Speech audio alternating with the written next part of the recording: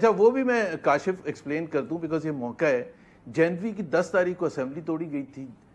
فیبری کی 27 تاریخ کو chief justice supreme court Bandial نے وہ لیا تھا سو موٹو. یہ سب کہتے کہ جی وہ بندیال صاحب بیچ میں کیوں گھس گئے تھے؟ بھائی 1.5 مہینہ آپ کے پاس جو تھا 90 دن میں تو الیکشن ہونے تھے.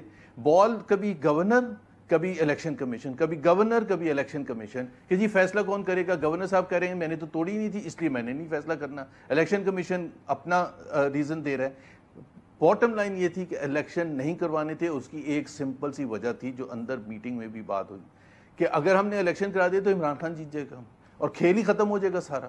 تو پھر ہم نے یہ سب کیا کیوں تھا اتنا سب vote of no confidence and ایوری تھنگ. اور ساتھ ڈونٹ فرگیٹ کے پی کا الیکشن وہاں بھی ہونا تھا اور دونوں جگہ کنفرم تھا کہ 2/3 سے پی ٹی آئی جیت جائے گا. سر یہ آپ نے محسن نقوی کا ذکر کیا، انہوں نے کہا نون لیگ نے لگایا.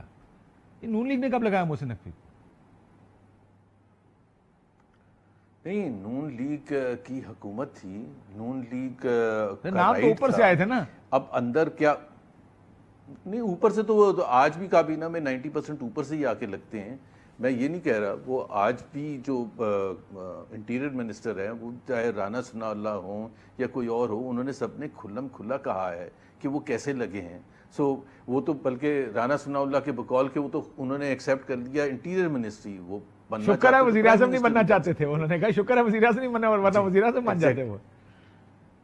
But Kashif the point is, میرا پوائنٹ ہے and this is extremely important کہ اگر جنوری کے بیسس پر اپریل میں الیکشن ہوتے 90 دن میں تو اس کے بعد جو مار دھاڑ پاکستان میں ہوئی ہے کیا وہ ہوتی؟ دس is the key question. And who should own the responsibility for that responsibility? P M L N. they have to own the responsibility. جو پاکستان میں اس کے بعد جو کچھ ہوا، اگر الیکشن کروا دیتے ٹرانسفر آف پاور ہو جاتی. پھر اس کے بعد آپ نے نیشنل اسمبلی کا الیکشن اس کو آپ نے جان پوچھ کے نہیں کرایا. اگست میں کہ 13 کو ختم ہونی تھی اسمبلی کا ٹینیور 5 سال کا.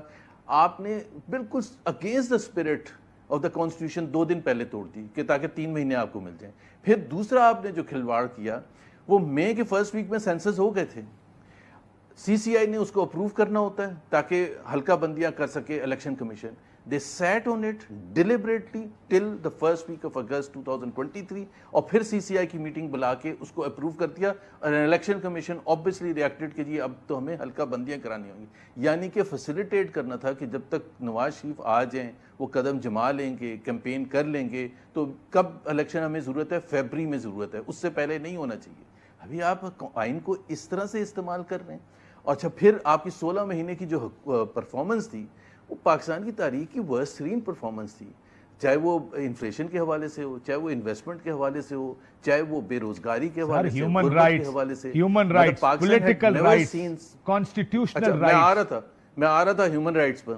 وہ میں خاص طور پر ذکر کرنا چاہتا تھا ہیومن رائٹس. اب آپ مجھے بتائیں کہ آپ کیسے دفاع کر سکتے ہیں اس قسم کی اس لیول کی ہیومن رائٹ وائلیشنز جس میں آپ رات کے 2-2 بجے گھس کے لوگوں کے گھروں میں، عورتیں اور بچے بھی جہاں ہیں، اور وہاں آپ جان کے یہ انشور کرنے کے لیے کہ وہ ماحول کریٹ کریں، وہ اس طرح سے ڈرایا دھمکایا جائے کہ تاکہ یہ کوئی اس کی کسی کی ہمت نہ ہو اپوزیشن کرنے کی. اور وہ کیسز آپ کو پتہ ہے 10-10 12 ہم نے تو تاریخ میں دیکھا ہی نہیں تھا کہ ایک دفعہ بیل ہو جائے وہ باہر آئے اور دوبارہ اریسٹ کریں، دوسری دفعہ وہ پھر اریسٹ کر دیں.